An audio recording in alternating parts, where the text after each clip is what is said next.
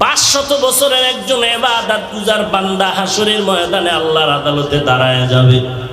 আল্লাহ জিজ্ঞাসা করবেন, গোলাম তুমি জান্নাত চাও কিনা? বলে হ্যাঁ চাই। কিসের বিনিময়? আমার রহমত নাকি অন্য কিছু? বলে আল্লাহ রহমত লাগবে না, আমার 500 বছরের ইবাদতের বিনিময়ে জান্নাত চাই। আল্লাহ বলবেন, ফেরেশতা বান্দার হাতটা ধরে সামন দিকে নিয়ে যাও। কিছু দূর নেওয়া মাত্র দেখবে জাহান্নাম থেকে গরম বাতাস এসে শরীরটা মধ্যে চামড়া পুড়ে পুড়ে যাচ্ছে, ফোসকার মতো পড়ে যায়। এমন অবস্থা হয়ে যাবে বান্দার পিপাসায় কলিজা ছটফট করবে, চিল্লায় বলবে আমাকে একটু পানি দাও। আল্লাহর আরেকজন রহমতের ফেরেশতা এক গ্লাস পানি নিয়ে বলবে, পানি পানি পানি। বলবে আমাকে পানি দাও। বলে এমনিতেই দেওয়া যাবে না, বিনিময় লাগবে পানি। এক গ্লাস বিনিময় কি চাও? ফেরেশতা বলবে আমার এক গ্লাস পানির বিনিময় লাগবে 500 বছরের ইবাদত। আল্লাহর বান্দা 500 বছরের ইবাদত দিয়া বলবে ইবাদত নাও, পানি দাও। 500 বছরের বিনিময়ে ইবাদত দিয়া এক গ্লাস পানি পান করে দেখবে পিপাসা এখনো নিবারণ হচ্ছে না। বলবে আর একটু পানি দাও। ফেরেশতা বলবে আরো ইবাদত দাও। বলে ইবাদত নাই। ফেরেশতা বলবে পানিও নাই। আল্লাহর বান্দা সিজদায় পড়ে কাঁদবেন আর বলবেন, হে আল্লাহ তুমি আমাকে মাফ করে দাও, কারণ এক গ্লাস পানির দাম যদি 500 বছরের ইবাদত হয়, জমিনের মধ্যে আমি কত হাজার গ্লাস পানি পান।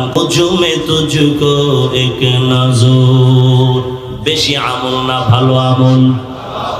বেশি আমলের দাম নাকি ভালো আমলের দাম?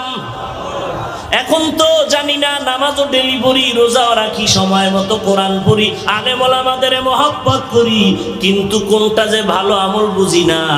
বেশি আমল লাগবে না তো ভালো আমল লাগবে। কোন দিনের নামাজ জানা নাই ভালো, কোন দিনের জিকিরটা ভালো হবে জানা নাই, কোন দিনের সিজদাটা ভালো হবে জানা নাই, কোন দিনের তেলাওয়াতটা ভালো হবে জানা নাই। অতএব আমল বন্ধ করা যাবে না, আমল চালু করে দাও। একদিন পড়তে পড়তে পড়তে পড়তে আজকে আধা লাইন মুখস্থ পারো, একদিন তুমি চেষ্টা করো দেখবা 1 পৃষ্ঠা মুখস্থ হয়ে যাবে। আজকে তুমি নামাজ পড়তেছো, পড়তে পড়তে একটা সময় দেখবা নামাজের মধ্যে খেয়াল তোমার ঘুরিয়া যাচ্ছে, দুনিয়ার থেকে আখিরাত মুখী হয়ে যাচ্ছে। নবীর উম্মতের দল, এইভাবে আমল চালু রাখো, বন্ধ করিও না। তবে সব দিনের নামাজ আল্লাহর দরবারে কবুল হবে না। আল্লাহর কাছে ওই আমলটা কবুল হবে যেই আমলটা হবে ভালো। ভালো আমল কবুল হয়ে যাবে, কোনো সন্দেহ নাই, কিন্তু বুঝতে পারি না কোন আমলটা আল্লাহর দরবারে ভালো বলে কবুল হবে। ভালোর সীমানা কি?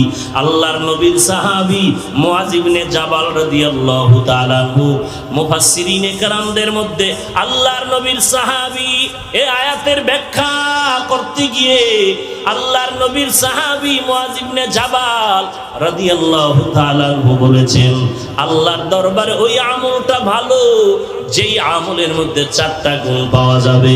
যেই আমলে 4টা গুণ নাই, ওই আমল ভালো বলে কবুল হবে না। বলেন বেশি আমল না ভালো আমল? ভালো আমলের জন্য কয় গুণ?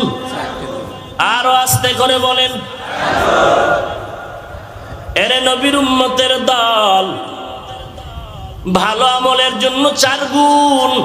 নবীর সাহাবী মুআয ইবনে জাবাল রাদিয়াল্লাহু আনহু বলেন, ভালো গুণে ভালো আমলের জন্য 4 গুণ। নামাজ পড়ো, রোজা রাখো, জিকির করো, দান সদকা করো, 4 গুণ যদি না থাকে আল্লাহর দরবারে ওই আমলটা কবুল হবে না। ওই 4 গুণওয়ালা আমল আল্লাহর দরবারে কবুল মানে তুমি বিনা হিসাবে জান্নাতি। বেহেশত আযা কে আযারে নবাশত, কাছে রাবা কাছে কারে নবাশত। আবার বলেন বেশি আমল না ভালো আমল? ভালো আমলের জন্য কয় গুণ? 4 গুণটা ভালো করে শুনতে চাইলে আমি সামনে আগাবো, থাকবেন না চলে যাবেন? আরো জোরে বলেন। আল্লাহ কবুল করেন, বলেন আমি। আরো জোরে বলেন। বেশি আমল না ভালো আমল? ভালো আমলের জন্য কয় গুণ? আরো জোরে বলেন। এই সাউন্ড আরো দে। ভালো আমলের জন্য 4 গুণের 1 নাম্বার গুণের নাম ইলম। 1 নাম্বার গুণের নাম কি? ইলম মানে জ্ঞান। ওই